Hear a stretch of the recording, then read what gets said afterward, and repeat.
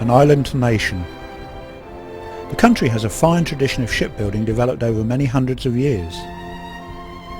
Every port and coastal town and many of the inland waterways had a boatyard or shipbuilding facility. And at its peak, the industry became the envy of the world.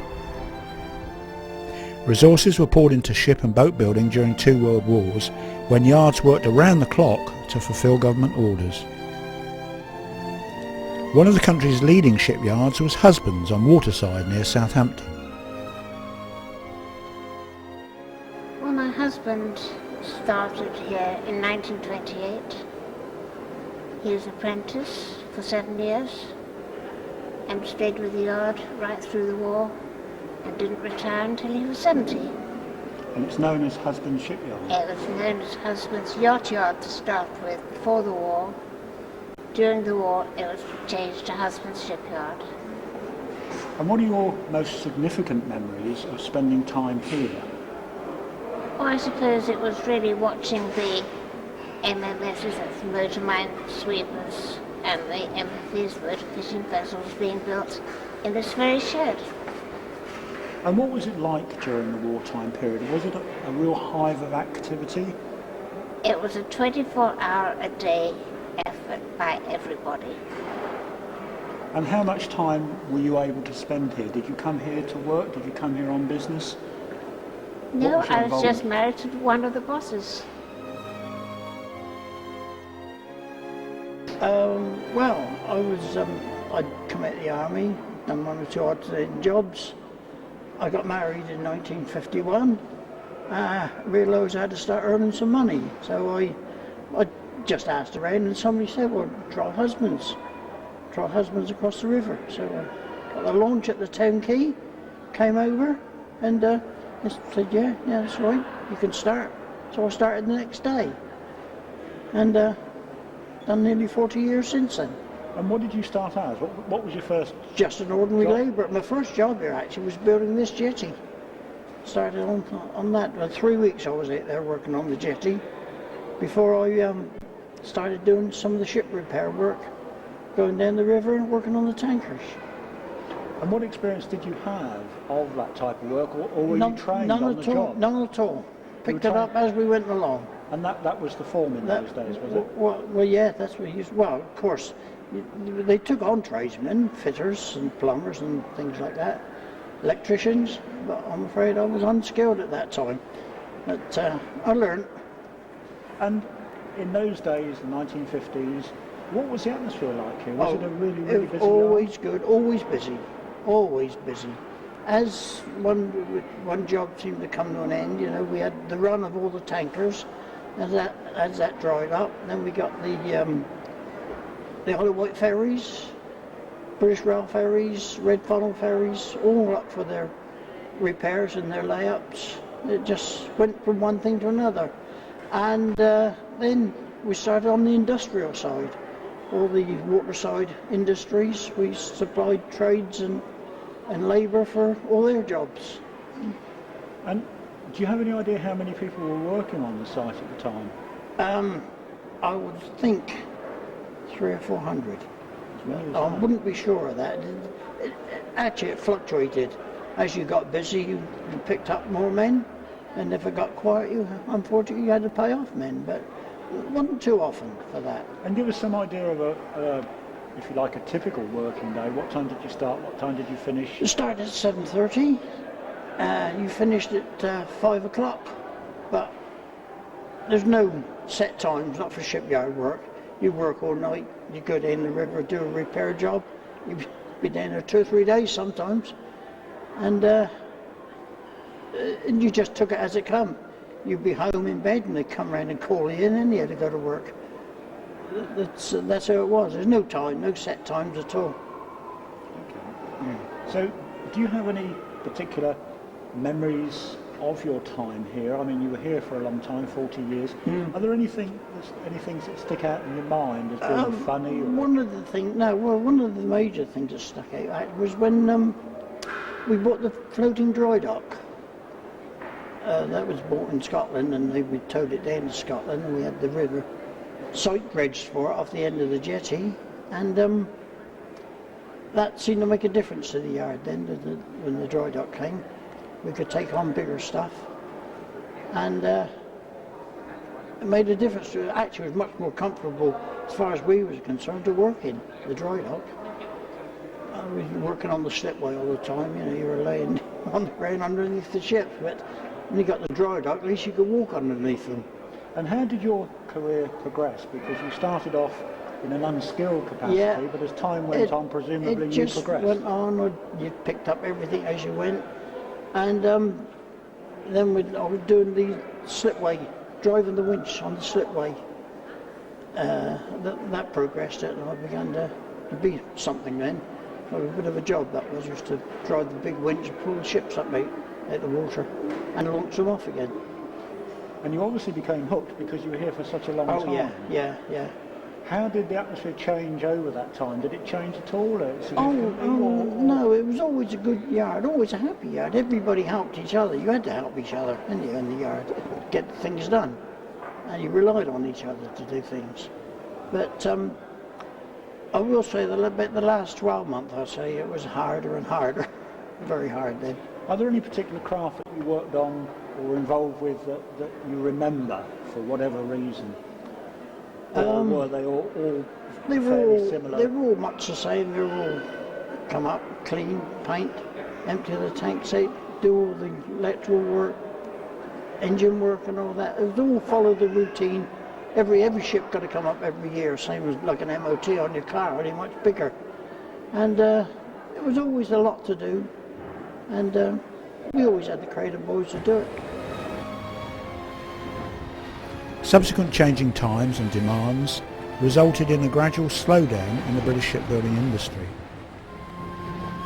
Many shipyards fell into decline and were abandoned to the elements. Once proud workforces were disbanded, friendships broken, and communities torn apart.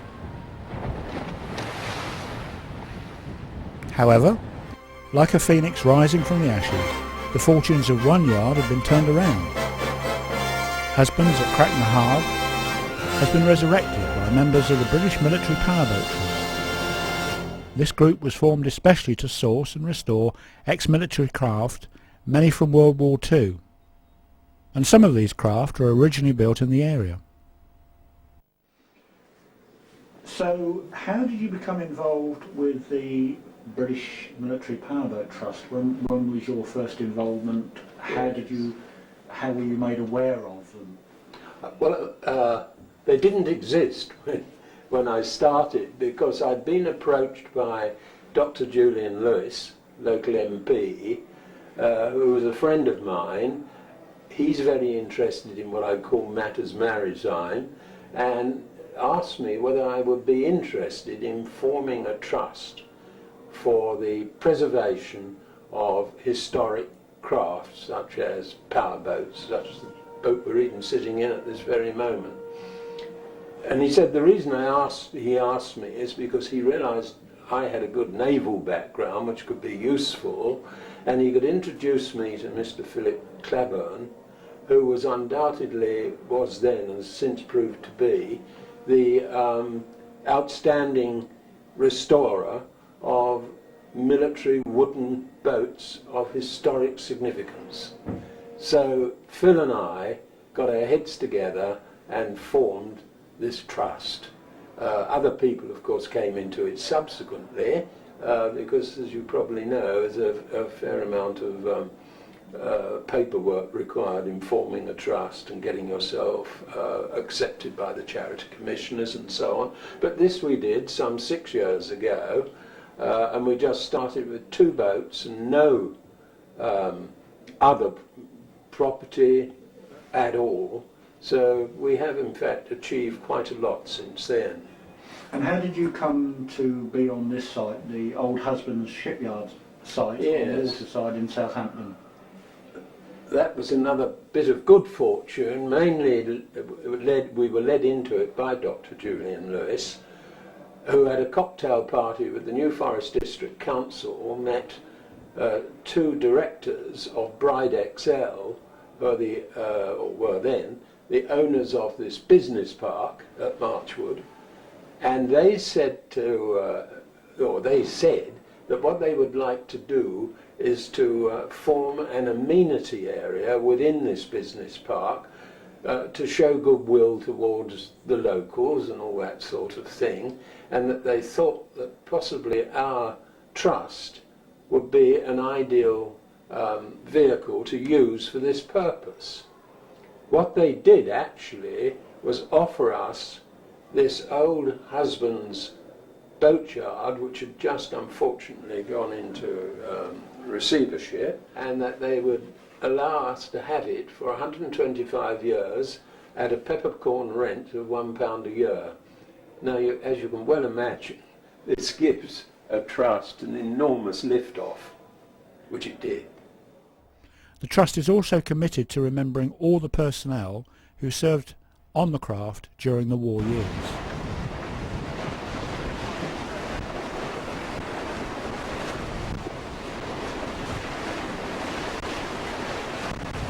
Using and teaching traditional boat building crafts and skills, former employees of local shipbuilders and those with related skills are carefully restoring a number of historic craft.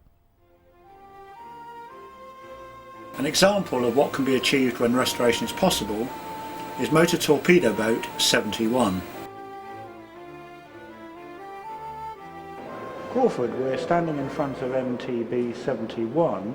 Could you tell us a little bit about the history of this craft? The history, she was built in Portsmouth in 1940, and she was one of 6 of the 60-foot class boat built by Vospers. 2 boats were built for the Swedish Navy and 4 were built for the Norwegian Navy. Number 5 and number 6 were crewed by Norwegians, and 71 and 72 were crewed by Royal Navy crew. They served for 3 years with the Royal Navy, and after that they were taken over by the Royal Army Service Corps, and due to shortage of spares they were laid up.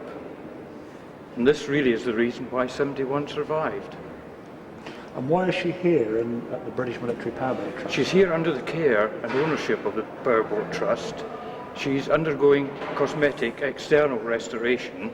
With enough funds, she could be returned to the water.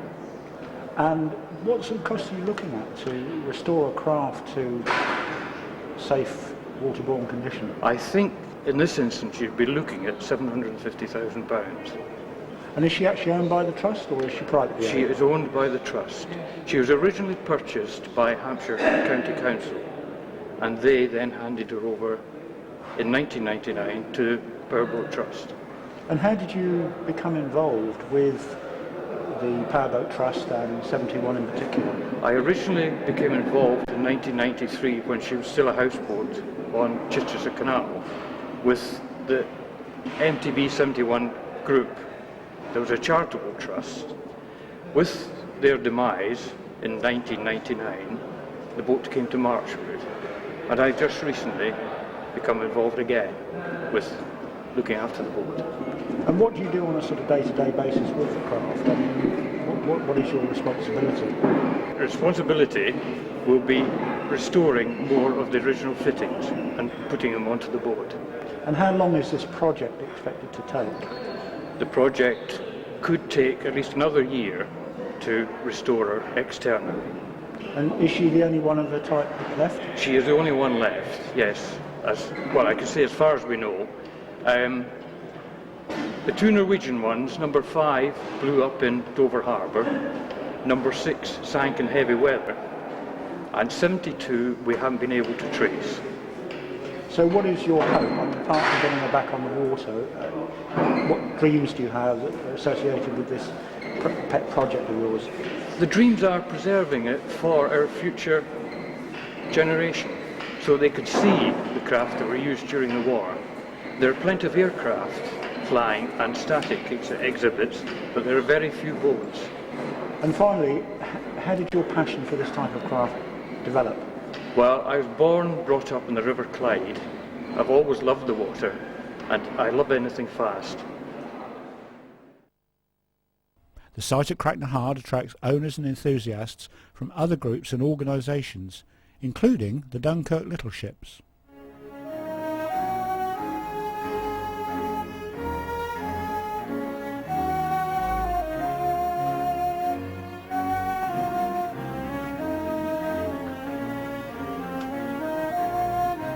I'm Jerry Lewis, and I'm the Rear Commodore of the Association of Dunkirk Little Ships and the Chairman of the Trustees of the Dunkirk Little Ships Restoration Trust, which was specially set up to rescue and restore the ships which are in danger of destruction, as was Challenge, the one that's lying next to us now, and the other vessels that we have up in the shed.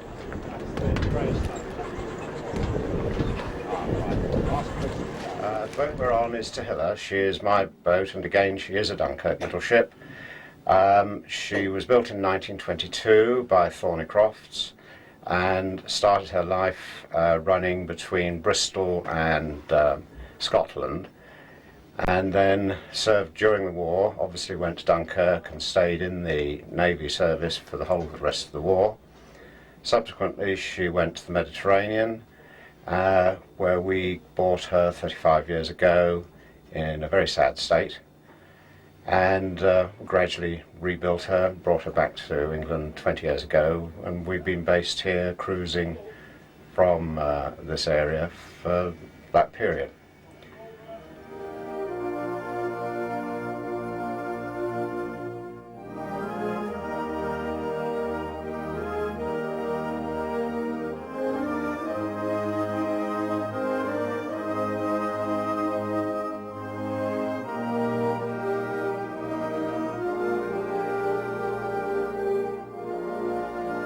Challenge, which is alongside us, was built in 1931 and spent most of her life working from the Thames, but covering the whole of the south and east coasts of England and the French and Belgian coasts.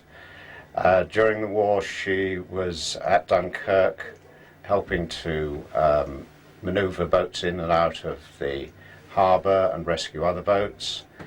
Then she towed parts of the Maunsell Towers, which are in the Thames estuary, which were sunk there to give anti-aircraft defence. Later she towed parts of the forts for the D-Day invasion of Normandy.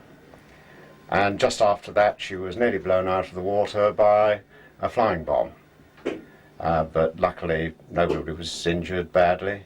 And she was put back into service and stayed in service until 1957 as the last steam tug on the Thames, and was then laid up in St Catherine's Dock, where we bought her for £1 exactly 10 years ago, and have been restoring her ever since. There is no substitute for ambition, and the British Military Powerboat Trust has considerable ambition to sympathetically restore and use the site to make a significant contribution to the story and promotion of Britain's maritime heritage. I've always been interested in boats, various, and I have owned a William Osborne 1958 built wooden boat, which funnily enough is very, very similar to this boat that I'm now restoring. So the construction techniques of it are very, very familiar to me, and I almost know instinctively what I'm going to find when I take something apart and can look at it to be able to restore it. Now, the 43957, which is the little grey boat, which I assume is in the picture, she was ordered in 1943, that's the 43957 meant she was the 957th wooden boat ordered that year, and she was commissioned in 1944, did her first service aboard HMS Diadem on the runs up to Russia. Then she was put in reserve. Then she did a little bit of time on naval recruiting films for Join Us, We're in the Navy, you know, this sort of thing. Then she was put in reserve again. Then she was taken out of reserve and commissioned as the captain of Ark Royals. That's Ark Royal number 4, not the present one, the one before. She was commissioned as the captain's personal motorboat. And with that, she had all the trim, she had the Silver Sea Serpent, she had all the bits and pieces. Now, when you're restoring a boat, you have to center on a date that you're going to restore her to being. So we have picked February 1966 as being the date that we want to restore her to. Fortunately, by running an article in Navy News, we've got a lot of people who've got information about her. I'm also in contact with the ship's officer who was aboard Ark Royal at the time, Lieutenant Commander Jack Nisbet, and he too has given me a tremendous amount of information. We're working on her. The lottery people are helping greatly. They have helped a tremendous amount, and we hope that with a bit more professional help, we should be getting her back onto the water in this event, Easter time. There are always a number of craft awaiting restoration. However, depending on the condition of each boat, a decision has to be made as to whether it is viable or indeed possible to restore.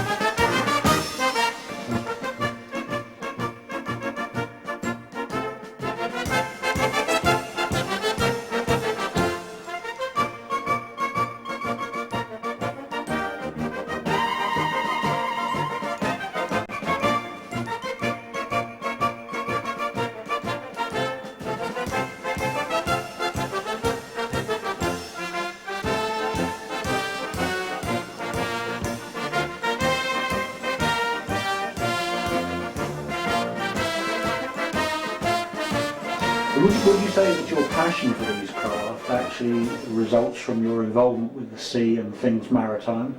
Oh, very much. Just as a side issue, I'm one of the very few RMVR officers that have been promoted to flag rank, and I always felt that I owed a lot to the Navy for recognising me as an RMVR officer, and eventually of course became an RN officer. And my association with the Fleet Air Arm was such that I was well aware, only too well aware, of how much publicity and support they got with their historic flights, the Swordfish flight and so on. And then I thought of the RMVR people that had served in these ships during the war, some of them extremely famous people. But of course they'd all gone into oblivion to some extent because the Navy lost interest in these sort of crafts in about the 1950s. And I thought if I could help there, I would be involved with something that was unique and nobody else was doing.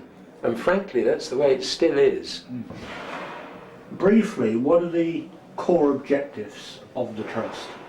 Oh, it's undoubtedly to commemorate the people that served in it, and the best way we thought of doing that, and we think of doing that, is to be able to restore their craft to their original specification and performance, to have a flotilla that can go to sea and appear at various venues, and therefore we would really be a mirror image, as it were, of the RAF and the historic flights, as if we would be historic boats going around doing the same sort of thing. Also, of course, to have a museum, which we hope we can develop eventually into a form of heritage centre, which will have a lot of artefacts and static exhibits and so on.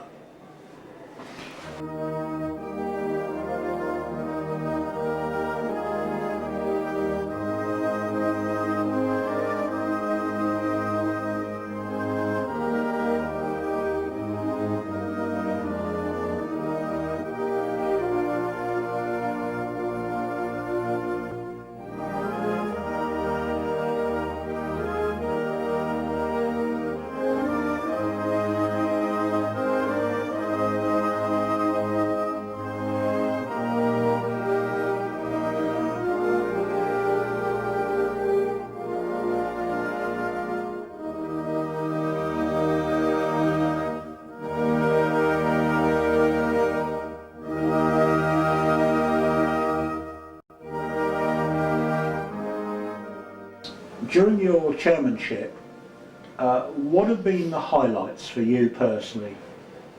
Well, I think one can put that in one word, but it would need expansion, which is progress. Because as I said to you early on, we only started with 2 boats and no accommodation whatsoever. And those 2 boats were really on loan from a commercial company, therefore they didn't belong to us as a charity. Since then we've acquired a number of boats for restoration, and we've had a considerable amount of support, external support obviously, to allow us to progress. We have enough work here to do to keep us quiet for some years, and I'm pleased to say we have every expectancy at the moment of getting a new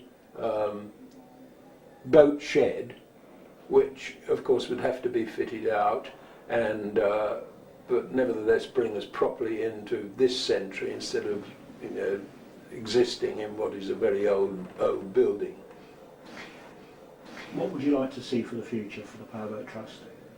Well, I suppose one has to admit that the biggest problem we have, and therefore it's what is the solution to it, is to get a really good sponsor, because it's finance that is the biggest problem. Just to give you some indication, the boat which has just recently been completed here, which is the motor gun boat 81, cost in the order of £400,000 to £500,000 to restore.